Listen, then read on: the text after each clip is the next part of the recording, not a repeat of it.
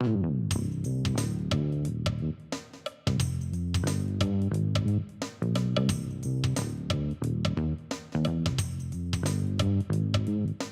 talk about our hopes and dreams.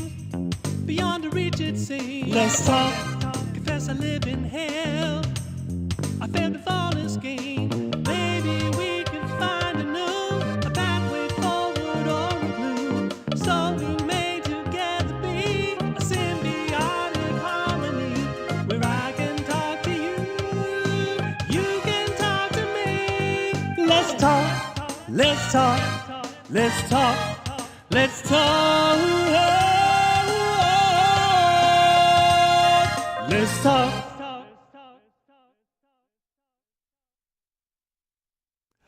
Hello and welcome to the Talk Vermont, a program generated to address the interests and concerns of marginalized communities here in Vermont. Today we are addressing the topic of an experience of trans students here in the state and to explore what are their experiences, their concerns, their interests that we might all benefit by gaining and learning from their perspective. This is one in which I'm hoping will also encourage callers to chime in and share their experiences, be they parents of trans students or trans students themselves.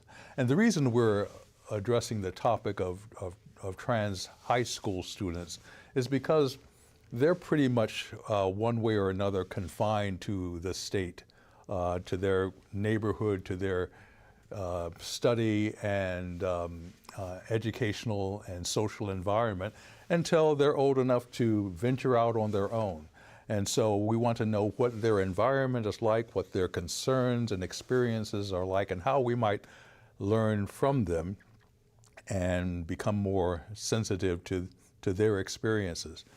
We were hoping, again, I'm hoping that callers will join in this particular session because I would not want my guest here, Jasper, to feel alone and sharing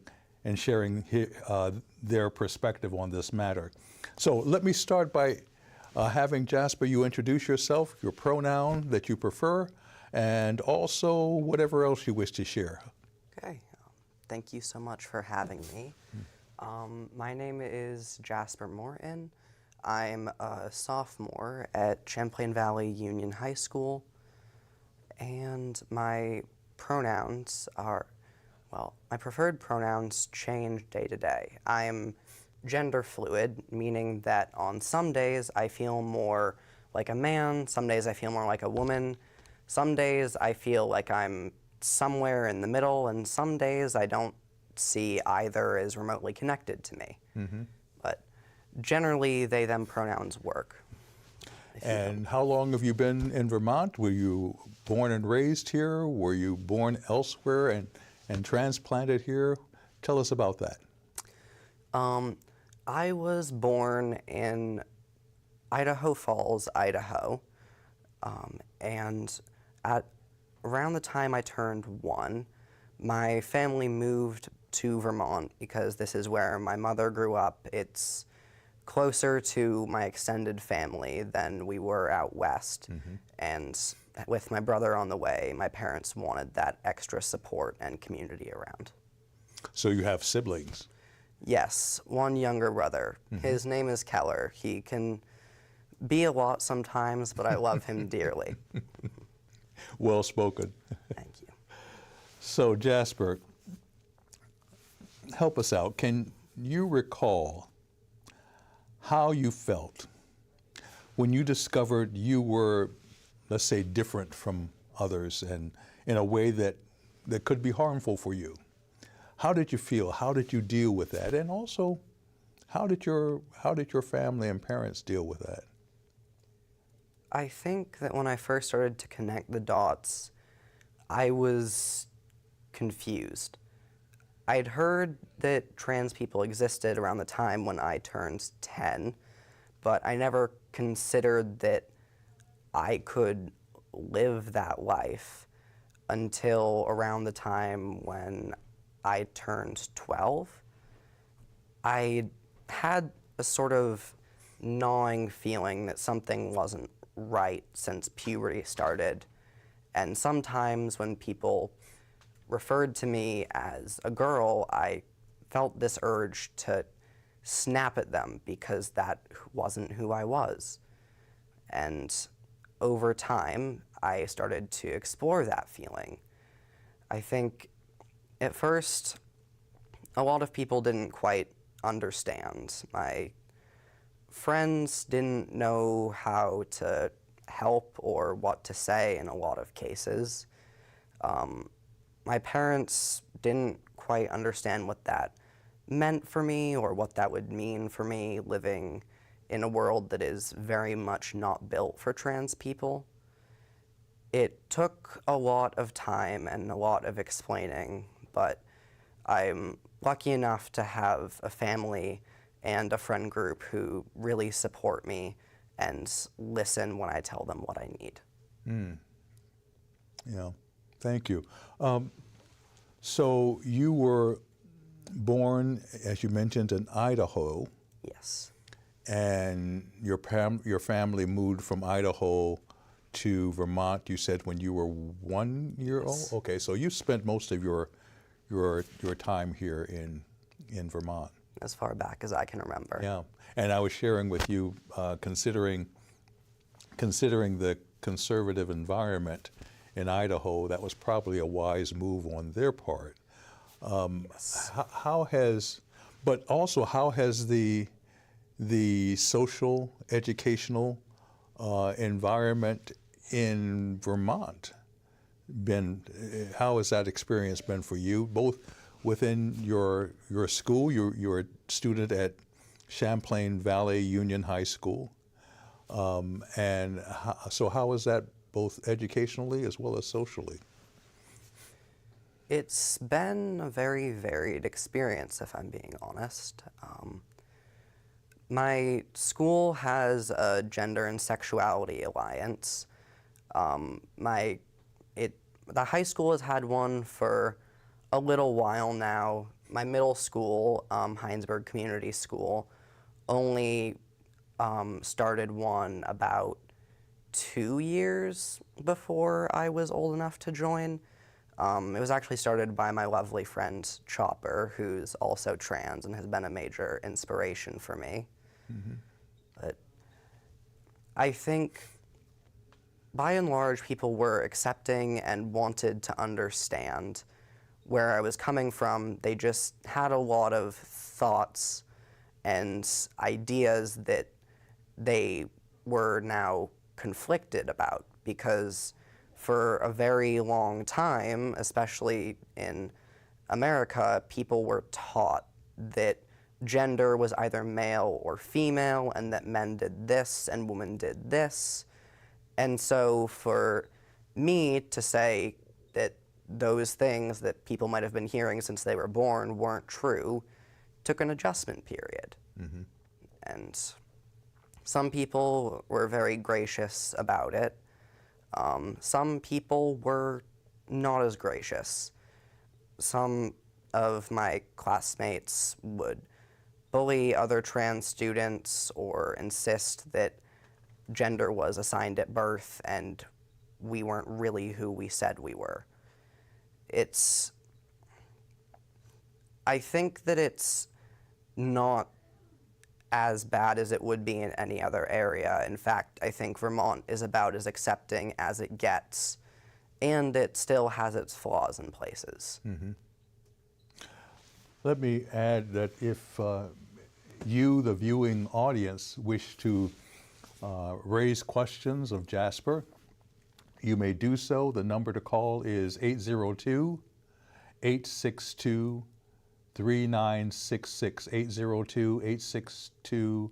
802-862-3966. So if you have any questions, please let us know. Tell me more about how you dealt with this discovery of who you are.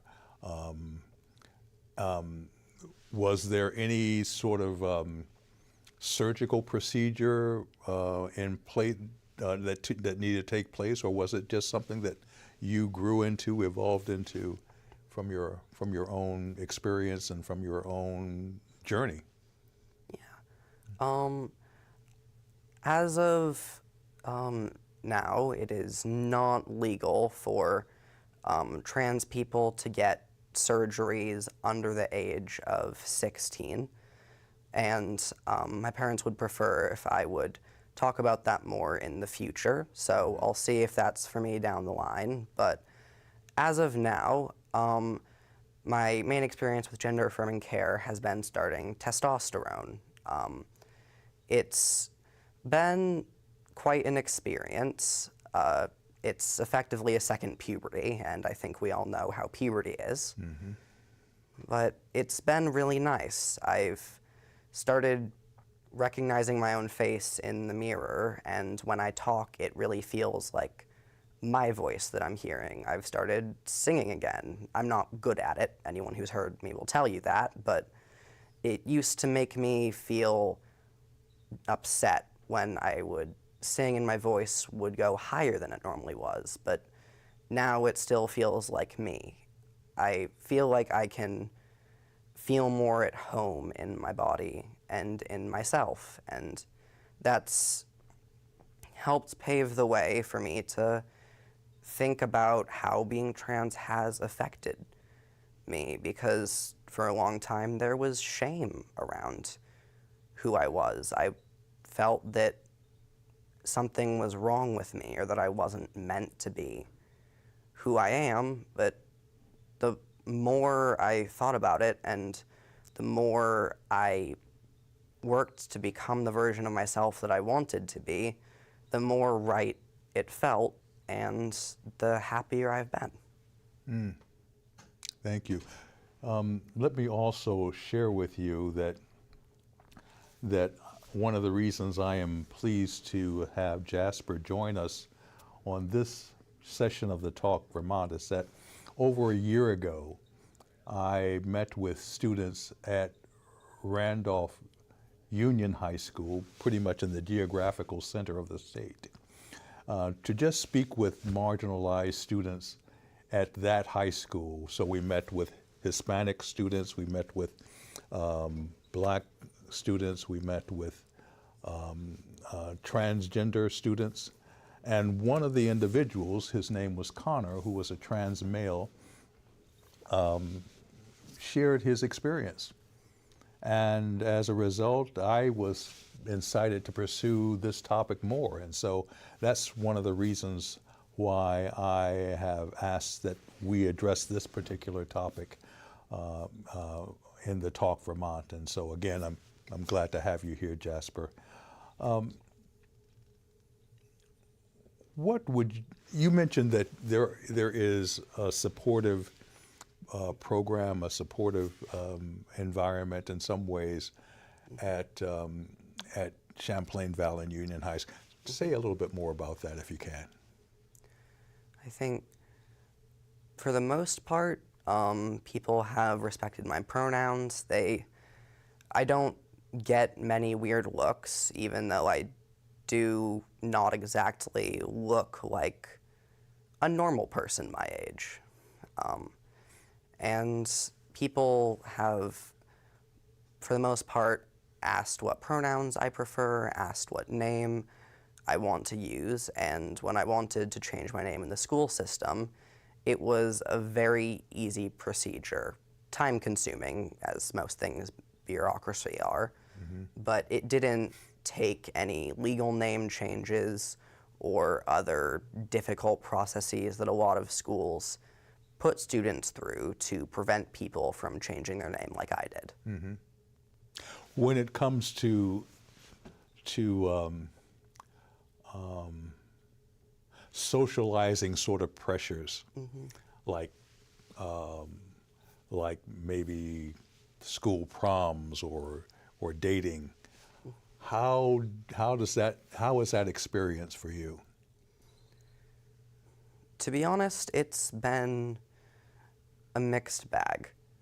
sometimes it feels really awkward to be among other people and to be expected to do certain things. It doesn't quite feel like it's designed, or these ideas of what adolescence and being a teenager were thought of for trans people like myself. But I've started to look at things and see what parts of a typical adolescence that I really want and that I want to have, and what parts are just something that I can let go of. Mm-hmm. I'd like to go to prom at some point, although I admit I do prefer the smaller dance that my GSA hosts every spring. It's fewer people, a lot less making out, and softer lighting, which is nice as strobe lights can get overwhelming. Tell me what a GSA is. A GSA is a Gender and Sexuality Alliance. Basically, they're a group within typically a school or sometimes an organization that focuses on supporting queer kids and making sure that everyone has a safe space. Are there items, let's say in the curriculum or as far as teachers and administrators at the high school that not only support who you are, but reflect in some ways who you are? How does that show up in programming, maybe in the curriculum, as well as in the teachers? Yeah. By and large, I think the teachers are very accepting, and they've been trained to understand how to interact with trans students, which I really appreciate. The curriculum, it depends. It's difficult because, especially in classes like history, a lot of trans people have been erased from the narrative. Diaries were burned, or letters were destroyed, or people were killed for being who they are. A lot of queer history in general has been taken and hidden or construed to be something other than what it was because people were scared. Sometimes it was a family member who feared for their grandparents' reputation after their passing. Sometimes it was someone with hate in their heart, but it's hard to find information about the legacy of queer people, especially if you're talking about before the 1920s. There's a few stories here and there, but most evidence has been erased at this point. So people like me aren't in the curriculum as much as I would like us to be. But there's obviously reasons to that. It's not on the school. It's just that as a whole, society has not supported queer people for a very long time. And so, similar to many other causes, feminist movements, racial equality movements, histories were edited to make the oppressors feel more comfortable. Yeah. So, outside of your educational environment, are there avenues or resources of support, communities, where you can feel more at home, feel more affirmed about who you are? Yeah. Of course, my school's GSA has been a big one, but I've also found really great community in my school's theater program. I do backstage work, building sets, painting things. Sometimes I'll help out with lighting a bit if needed. And that's really been a very supportive environment. There's other queer people there who are open about their experiences. And it's nice to hear that, especially from people who are a little older than I am, because I can learn from what they have to share. Again, if you are interested in this topic and would like to raise questions of our guest, Jasper, feel free to give us a call. The number is 802-862-3966, 862-3966.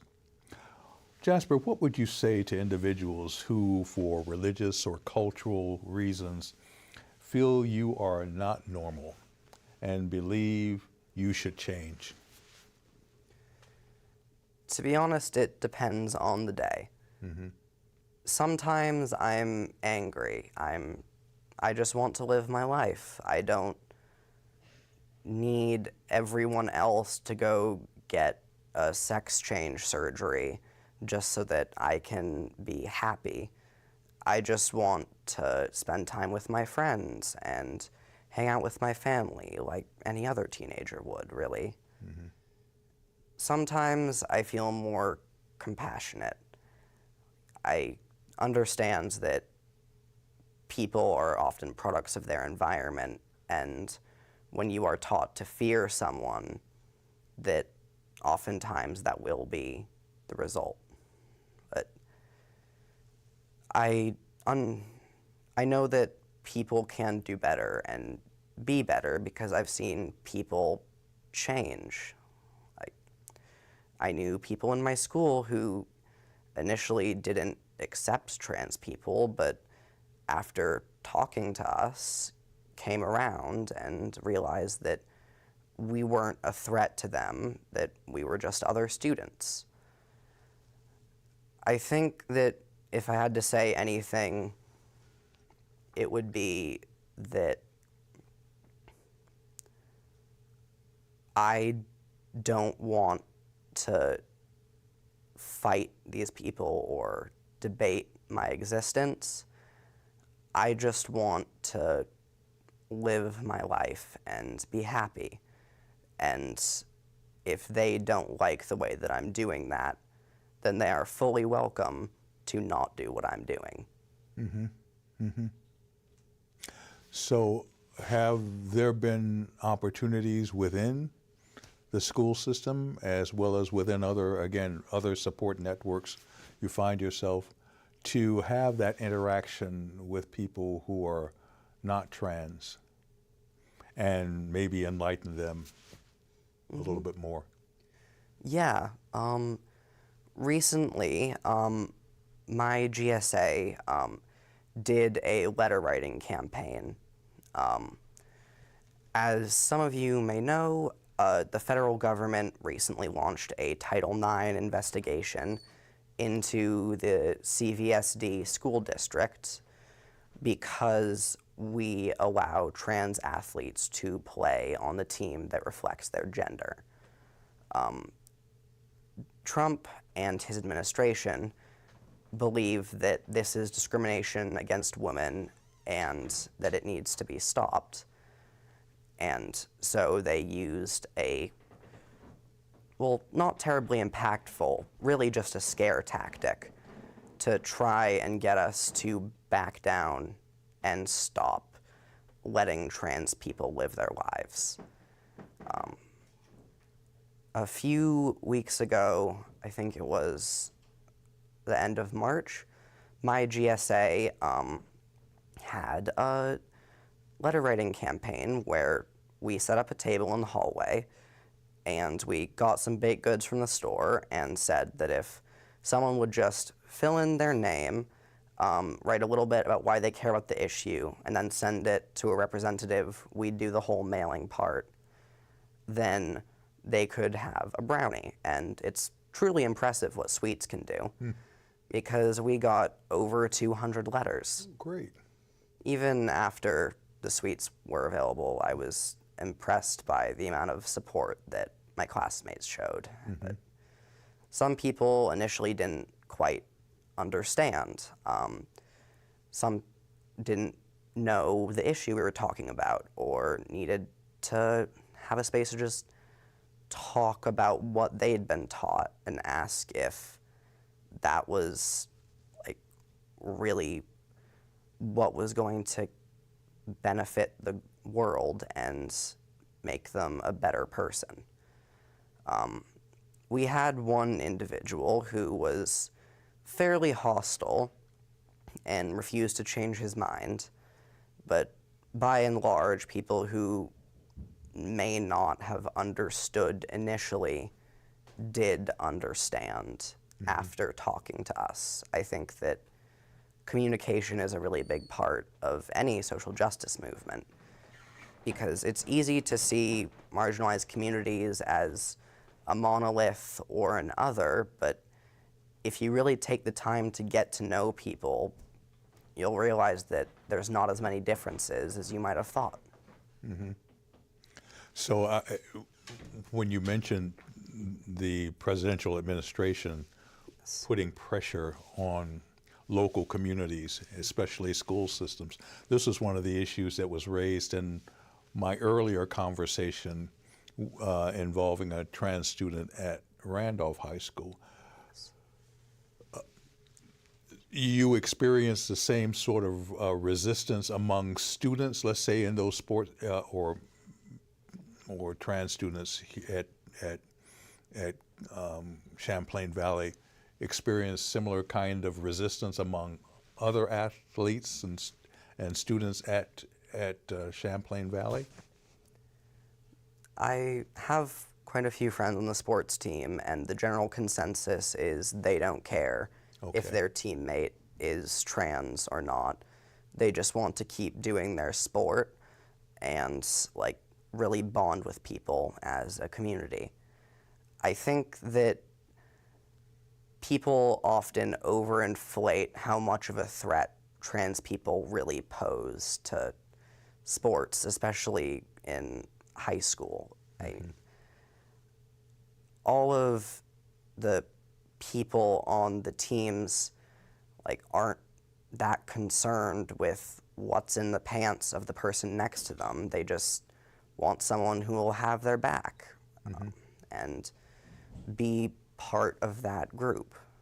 And they've been really sweet and supportive with this, saying that even if like the federal government continues to crack down, and even if the school takes back its policy that guarantees trans students will have that right, that they still want trans people to join their team if that is what they want. Good, good.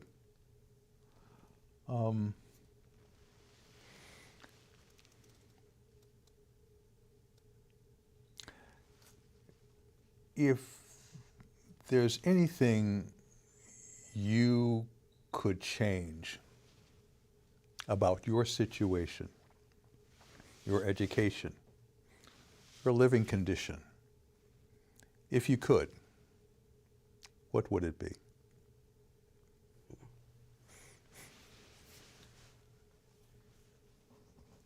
I think the main thing that I would want is just to be able to walk down the street and know that I am safe and I will be okay.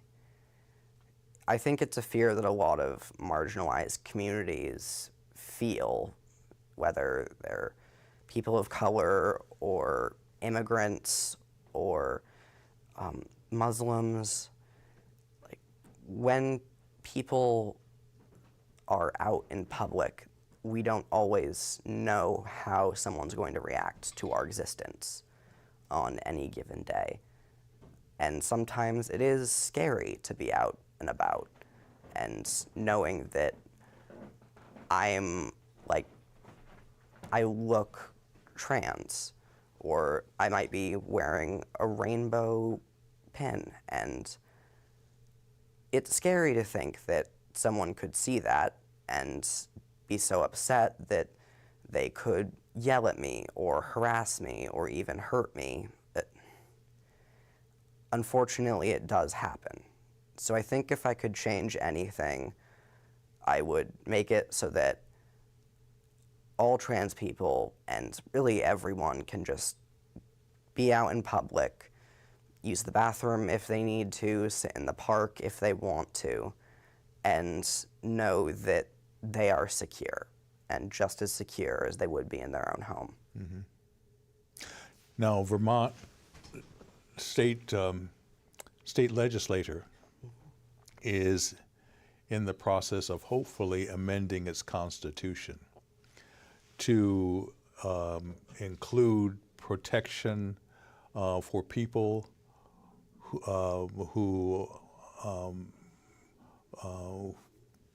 who identify, let's say, amending their constitution to include people regardless of sexual identity, gender identity, sexual expression, along with other aspects of race and gender and that sort of thing. I was asked to speak in behalf of that amendment, but still express my skepticism regarding what people say they will do and what they actually do. How do you feel about that, about the prospects of that amendment occurring? And I take it would be one of the few instances where a state government in the United States has expanded its constitutional rights to include people who identify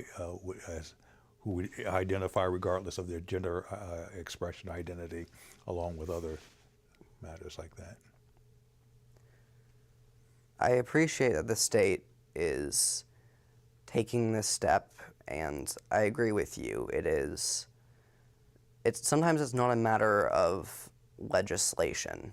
Like, there's only so much that the law and the government can do, especially given how limited we are in the ways that we can enforce that. I mean, the legal system is complicated. It takes forever to get a case, and so while this is a lovely gesture, I believe that it also needs to be accompanied by social support for marginalized communities.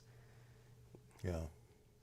Yes, the question is, can one legislate morality? And I think in some cases you may be able to, but it is still an uphill climb.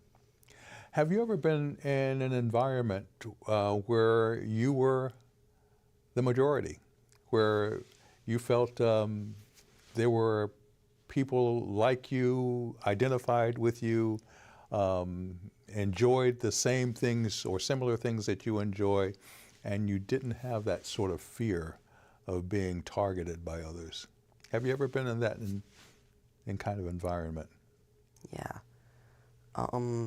Actually, just this last weekend was my GSA's Dance of Colors, which is a dance specifically for like queer people and allies, and it was a place where I felt really safe. Like, there were like a few adults there, and they're all adults that I know and trust, and there were a fair amount of students, but everyone was just kind and sweet and complimented each other's outfits, or if they didn't feel like socializing, would just go their own way. Mm-hmm. There wasn't any pressure from anyone to be something that we weren't.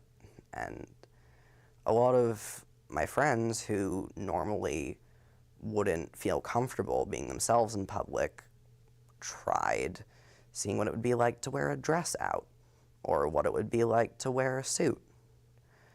It was really nice to feel like I was supported unconditionally, and the people that I love were supported unconditionally. Mm-hmm.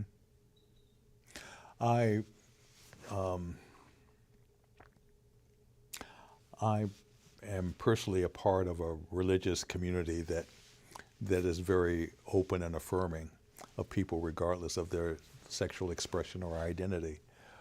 But I know that to a large extent, you find hostility from religious communities because of individuals like you. How have you encountered such resistance, hostility? And if you have, or if you haven't, could you just talk about that? It's come up a few times in my life. My family doesn't really go to church, so I didn't ever interact too frequently with like Christian or other religious environments in my youth, but I used to practice Taekwondo, and one of the only open spaces available, it wasn't a proper studio, but it was at my local church. And for the most part, it was a good spot. There wasn't a whole lot of, there wasn't really anyone from the church actively there, so it was more of a social group than anything. Mm-hmm. But there were still pamphlets and posters up on the walls that said that people like me shouldn't be who we are. Oh. Or that, there was even one ridiculous pamphlet that was expressing disinterest or dislike of the previously, well, now it's been passed, but the bodily autonomy amendment to the to the Vermont Constitution, mm-hmm. Saying that if it were to pass and everyone was truly had freedom over their reproduction, then trans kids would be allowed to have sex change surgeries at school. I'm pretty sure there are laws on the books. I'm positive there are laws on the books expressly forbidding that, and even if there weren't, schools don't have the kind of money for a surgery. Mm. But just knowing that people were that determined to spread hatred against people like me, that they would claw for things that weren't there, that was insulting. And later, when I tried using the men's room, when that felt more comfortable, I was asked not to.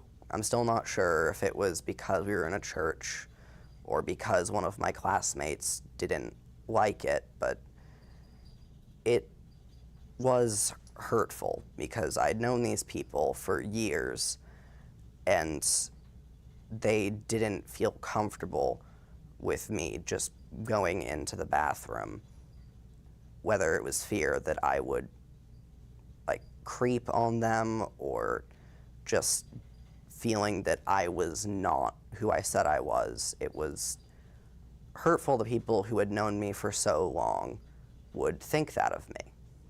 Mm.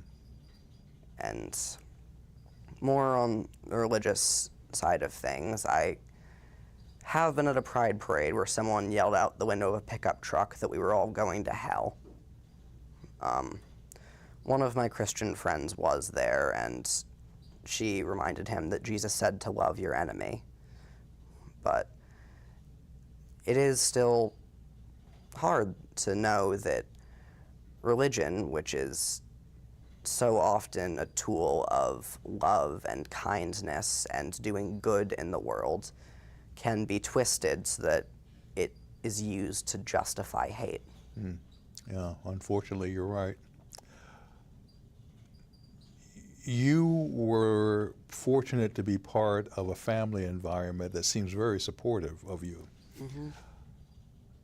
Is that an experience you find of friends of yours who are trans?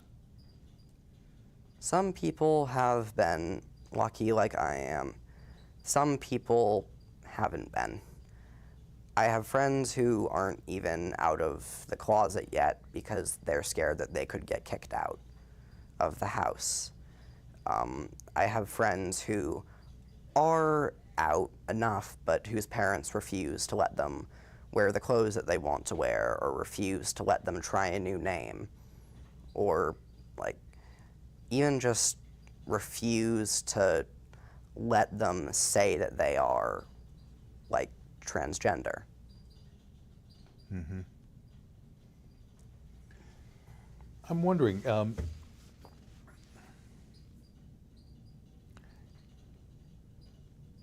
once you graduate, what are your plans? Well, I'm still looking at different college options. I'd like to go to college and study to be a dietitian or perhaps a therapist. I struggled with, and still occasionally struggle with, an eating disorder that I think in some ways was born of discomfort with my body and feeling that it didn't match my gender. And dietitians and therapists, like, I've had a variety, and all of them were really meaningful to me, and all of them changed my life for the better. And I want to go on and be that change for someone else, especially trans people like me, because sometimes people forget that our experiences are inextricably linked. Whether, like, how do I say this? Sometimes people forget that when treating someone for whether it's a mental illness or a physical illness, they need to take into account like what the patient's gender identity is, and if something would make them uncomfortable, or like if something would feel disrespectful. Sometimes it's that the medical institution doesn't like trans people, but more often than not, I've found that it's just people don't know, or people don't quite understand how being trans works in a lot of ways. Mm-hmm. And so they don't know how to support people who are trans when they're struggling, and I want to change that. Yeah. So have you found that sort of reaction, possibly resistance, even within Vermont, especially within the medical community? I have found some. Mm-hmm. Most of the time, my practitioners have been very understanding and affirming. I've never really worked with someone who was disrespectful towards my gender identity. I did have a recent experience while trying to give blood where the Red Cross requires you to register as either male or female because different sexes have different hemoglobin levels, different kinds of certain blood proteins, that sort of thing. But I am on testosterone, meaning that my blood and my blood composition isn't exactly either. Mm-hmm. I have typically male hemoglobin levels, but I don't have some of the proteins commonly associated with men, and so I was trying to raise that concern, because if someone were to get my blood and it were misidentified, or people didn't understand that it wasn't exactly the same kind of blood that that person needed, then that could do a lot of harm. And I talked to nurses, I talked to people higher up on the chain, and no one really seems to understand what to do in that situation. Yeah. If you, I imagine you are, like any marginalized person, would be very conscious about where you live, where you go, especially after you graduate, even when you're choosing and the colleges you want to attend, what sort of environment that you would be going into.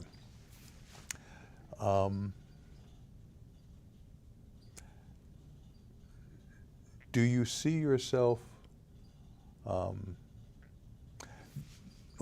well, what sort of considerations do you make when you're planning your education and your life beyond high school?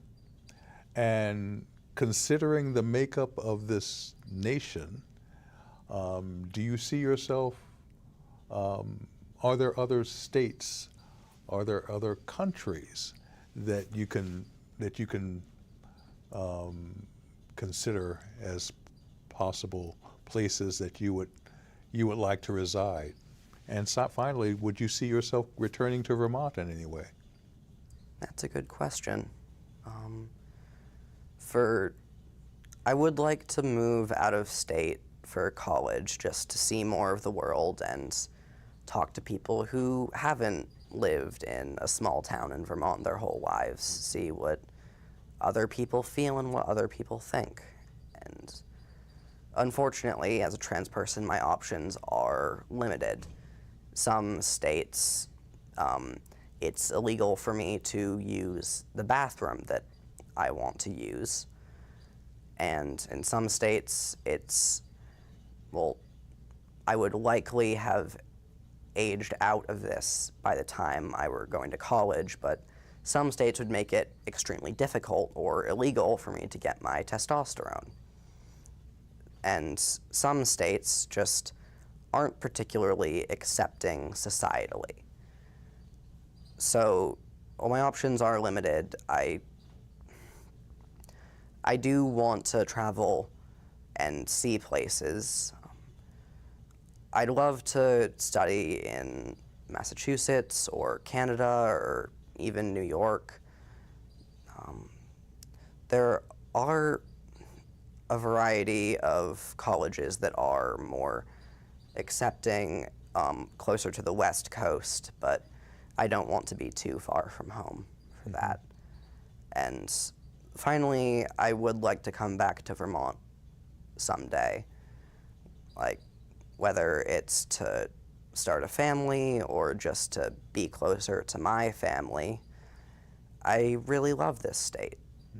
People here are very kind, and the environment is lovely, and it's always gorgeous in the fall and refreshing in the winter. So I do want to come back here, and I want to keep making this state as amazing as I know it can be. I'm sure your parents will love to hear that too, since Yes. since they're from Vermont. Or are there, as we draw near the end of this particular interview, is there anything you would like to share that you haven't already? Any words or remarks, thoughts, considerations you would like to share with the viewing audience?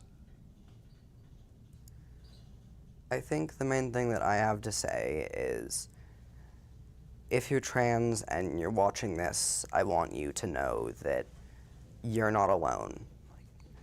There are people who care about you and people who will fight for you if you look for them.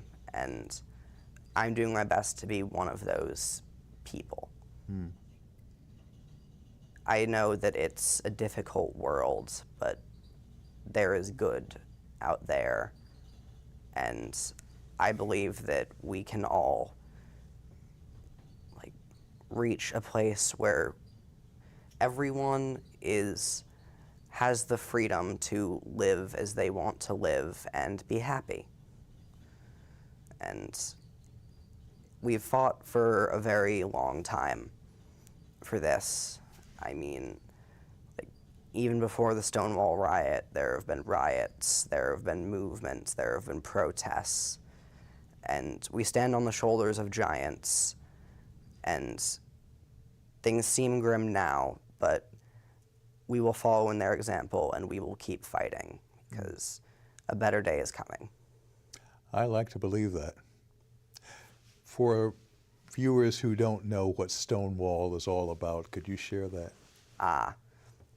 Stonewall, I believe it was in the 60s. I think 69, I think it was. Yeah. The Stonewall Inn was a queer bar, and at that time, queer bars were frequently raided and the patrons were arrested due to this or that law that was construed to harm queer people. One night, a police raid happened, and the people at the bar were sick of it. Some accounts vary, but generally people agree that Stormy de Larverie was the first person to either punch or throw a brick at a cop, leading to a 3-day-long riot and fight between the patrons and the police that sparked a nationwide movement for queer rights. Yep. That was an important moment. This is a question that I often get asked, and I'm going to ask it to you as well. If you had your life to live over again, would it be who you are? Would there be any difference? I think the main difference I would have made, knowing what I know now, is that I would have tried to have more compassion for myself and to just generally have more compassion for those around me. I struggled with self-esteem and mental health a lot, and I felt bad about that, and I felt bad about who I was, but I've come to realize that there's nothing wrong with me, and there's nothing wrong with who I am, and I wish that when I started to feel like things were getting hard, that I would have been able to give myself a hug and go get help. Well, Jasper, I hope that that environment, that supportive environment that you have discovered, that you have experienced, will continue and grow stronger in your life and work within this state and beyond the state. And despite the troubling times in which we are presently in, partly because of our presidential administration, like you, I believe things are going to get better, and possibly because people are realizing that they did not buy into the negativity that presently exists in this nation. Maybe they will also be the incentive in helping the change for the better. So thank you for being part of this interview, and hopefully those who are listening in who wish to share it with others, feel free to do so. I have learned a lot from your being here, and I hope they will too. Next time around, given the recent decision of the Supreme Court to weaken the 1965 Voting Rights Acts by making it harder to challenge discriminatory voting and racial gerrymandering, I will be meeting with human rights advocates here in Vermont to ask the question, where do we go from here? So I hope that you will join us. And again, I want to thank Jasper. I want to thank you for joining us. And I look forward to further conversations on this topic. In the meantime, thank you for joining us. Be kind, be brave, and be blessed. Hope to see you next time. Bye-bye.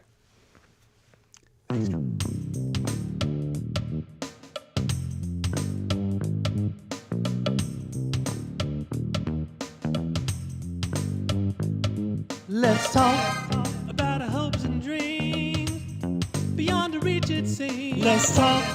Confess I live in hell. failed to fall this game. Maybe we can find a pathway forward or a clue. So we may together be a symbiotic harmony where I can talk to you, you can talk to me. Let's talk, let's talk, let's talk, let's talk. Let's talk.